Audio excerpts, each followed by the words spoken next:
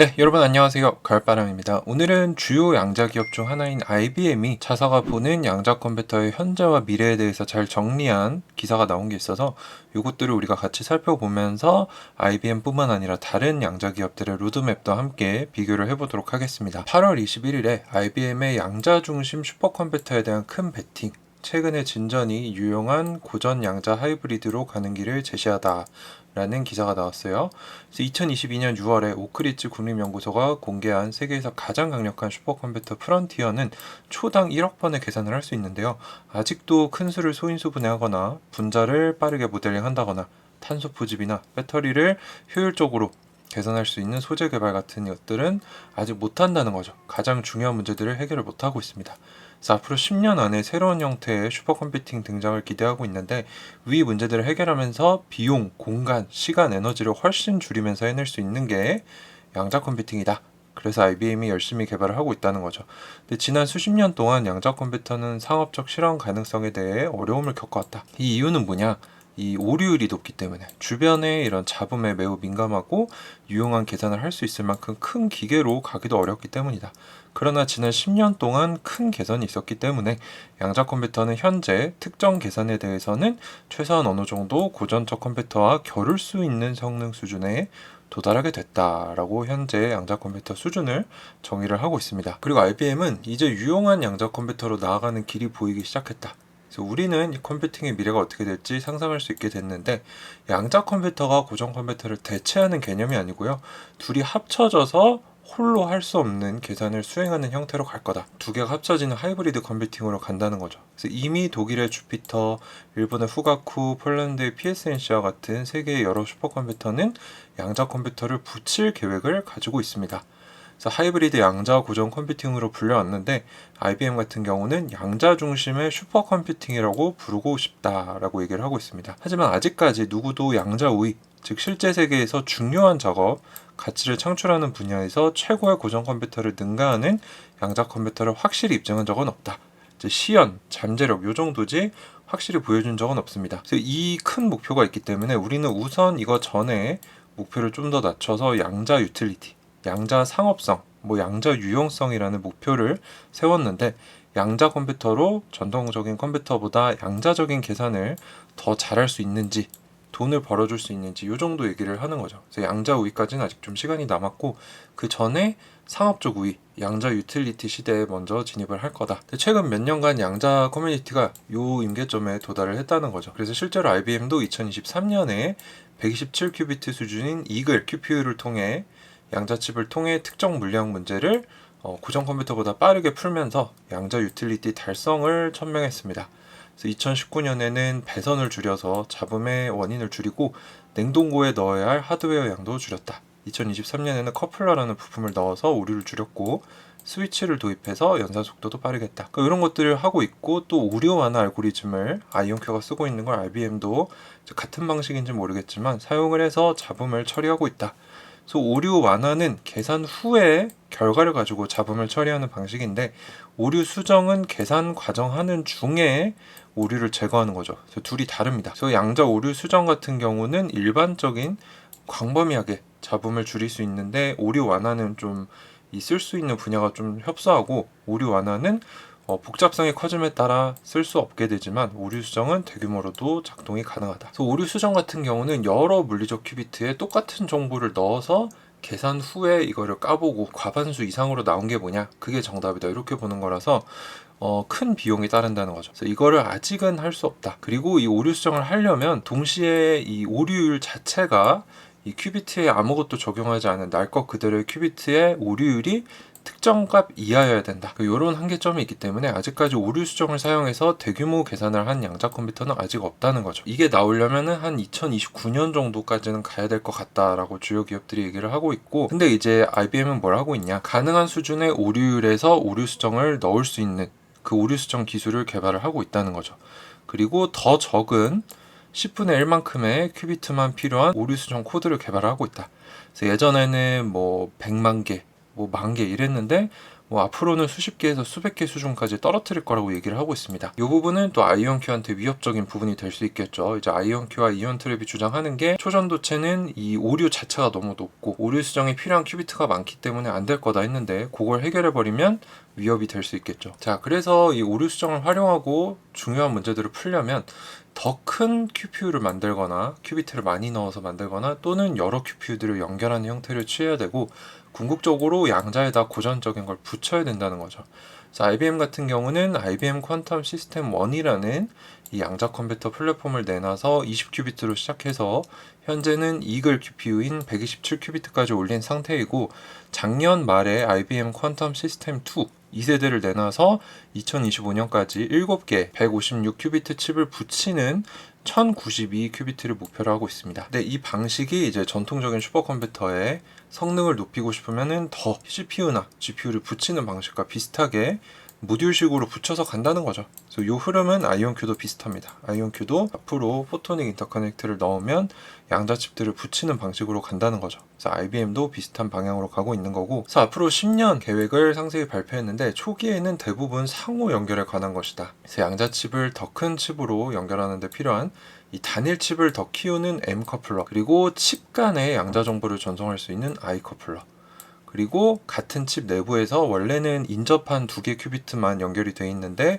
더 먼 큐비트들끼리 연결할 수 있는 C 커플러, 이런 커플러 3가지를 개발을 하고 있고 오류 수정도 진전을 시키고 있다. 그래서 더 적은 큐비트로도 더 많은 오류 수정 능력을 가져갈 수 있고 오류율 자체가 좀 높아도 오류 수정을 허용할 수 있는 코드를 만들고 있다는 거죠. 그래서 이 수준에 2028년 말까지 도달을 해서 2029년에는 200개의 오류 수정이 도입된 큐비트에서 1억 개의 게이트를 실행할 수 있도록 하겠다. 그래서 오류 수정, 오류 완화를 다 포함한 첫 양자 컴퓨터를 2029년에 내겠다라고 했습니다. 그리고 2033년까지는 2000개의 큐비트에서 10억 개의 게이트를 실행하겠다. 그래서 이 로드맵을 보면은 현재 헤론이라는 QPU가 나왔어요. 156큐비트 수준인데 이건 이제 모듈식입니다. 여러 개를 붙일 수 있는 형태.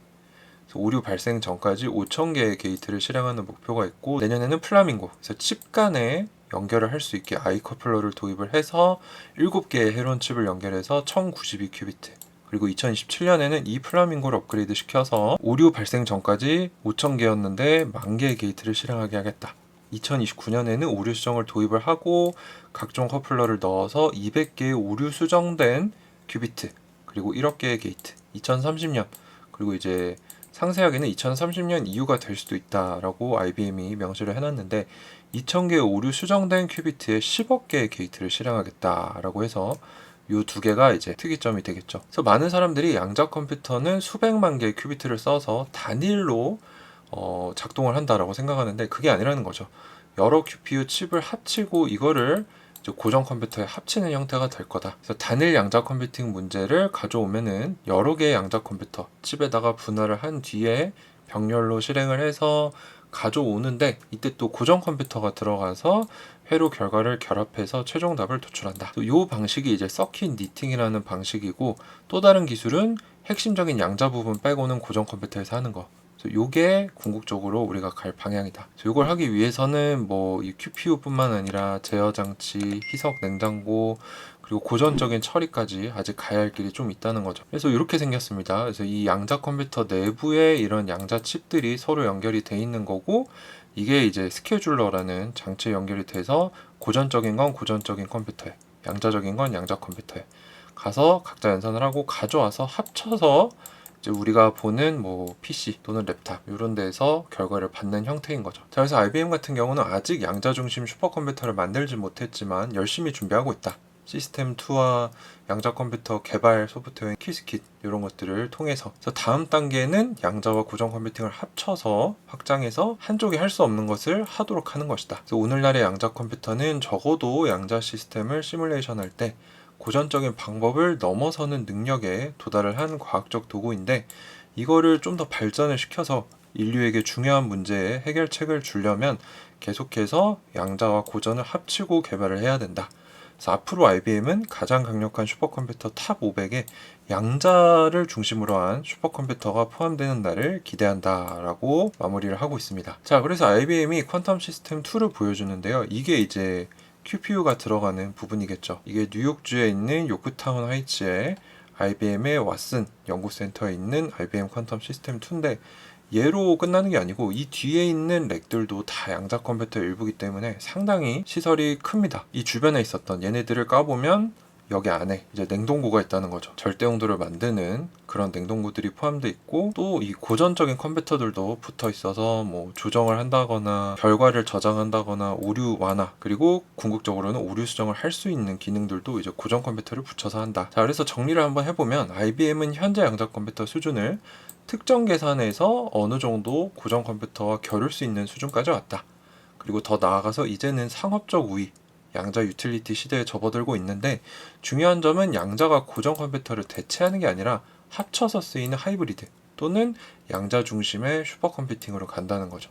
그래서 CPU, GPU, QPU가 다 붙여지는 모습으로 가고 있다. 그래서 이걸 제대로 하려면 오류 수정이 들어와야 되는데, 오류 수정에 필요한 큐비트 숫자를 줄여야 되고, 이 아무 오류 수정을 하지 않았을 때 필요한 큐비트의 오류율도 좀 높아도 되는 수준으로 기술이나 소프트웨어, 알고리즘의 개발이 돼야 된다. 그리고 거기다 고전 컴퓨터를 원활하게 결합하기 위한 노력도 필요한데, IBM은 2029년에 200개의 논리적 큐빗, 1억 개의 게이트, 오류 수정을 넣을 거고, 이 정도 수준이면 양자 컴퓨터가 실제 응용 프로그램에서 고전 컴퓨터로 풀 수 없는 문제를 풀 수 있는 수준이 될 거다 라고 얘기를 하고 있습니다. 그리고 2030년 또는 2033년 이후에는 2000개의 논리적 큐빗으로 가겠다고 했는데, 이제 주요 양자 기업들 로드맵을 살펴보면 QLA는 당장 올해부터 오류 수정을 넣겠다고 했어요.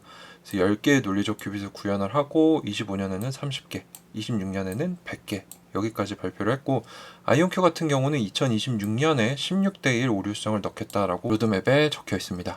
그리고 이때 256개의 이제 오류 수정된 큐비트가 되는 거고, 2028년에는 1000개가 넘어가게 되는 거죠. 그리고 사이퀀텀 같은 경우는 2027년에 100만 물리적 큐빗의 오류 수정을 넣겠다. 예상컨대 100만 물리적 큐빗에 1000대 1 오류 수정이 들어가서 1000개 정도의 논리적 큐빗을 예상하고 있습니다. 그래서 어떻게 보면 IBM이 좀 느리죠. 2029년에 200개의 오류 수정된 큐비트인데, 뭐 사인쿼텀 같은 경우는 이 정도 수준을 이미 넘어서는 게 2027년에 나올 거라고 했고, 뭐 시기 순으로만 보면은 사이퀀텀이 제일 빠를 것 같고, 그 다음에 아이온큐, 그 다음이 IBM. 뭐 QLA는 아직 1000개까지 알려주지 않아서 알 수 없지만, 근데 제가 아이온큐를 그럼에도 1등으로 보는 거는, 지금 사이퀀텀 같은 경우는 중간 결과를 전혀 발표를 하고 있지 않아서 진전사항을 확인을 할 수가 없습니다. 검증받은 게 없기 때문에 이게 한 번에 2027년에 나온다? 쉽지 않다고 봐요. 근데 반면에 아이온큐는 꾸준히 로드맵을 일찍 달성하는 모습을 보여줬죠. 그래서 2028년이라고 적어놨지만 이 1000개가 넘어가는 논리적 큐빗 수준도 한 2027년에는 나오지 않을까. 뭐 선도그룹 안에 이 네 기업들이 들어갈 거다. 뭐 이 정도로 볼 수 있을 것 같습니다. 그래서 총평을 내려보면 현재 양자 컴퓨터 수준을 우리가 명확하게 파악을 할 수 있는 좋은 기사였고요. 어느 방향성으로 가는가, 그리고 주요 기업들의 로드맵 정도는 암기해 두는 게 좋습니다. 그래서 이제 기업들이 결과를 내놨을 때 이게 달성을 한 거냐, 초과 달성한 거냐, 지연된 거냐, 이런 것들을 판단을 하면은 누가 앞서고 있는지 어느 정도 가늠을 해볼 수 있겠죠. 자, 그래서 오늘 IBM이 내놓은 상당히 유익한 기사를 보면서 양자 컴퓨터의 현재와 미래에 대해서 같이 공부해봤고요. 주요 양자 기업들의 로드맵도 한번 비교를 해봤습니다. 물론 이거는 지금 현 상황에서 살펴본 거기 때문에 앞으로 기업들이 어떤 결과를 내놓는지 모니터링하는 게 더 중요하다라고 말씀을 드릴 수 있을 것 같습니다. 물론 이거는 제 개인적인 분석이니까 여러분들 참고만 해주시면 좋겠고요. 다음 시간에 더 좋은 정보로 찾아오도록 하겠습니다. 감사합니다. 가을바람이었습니다.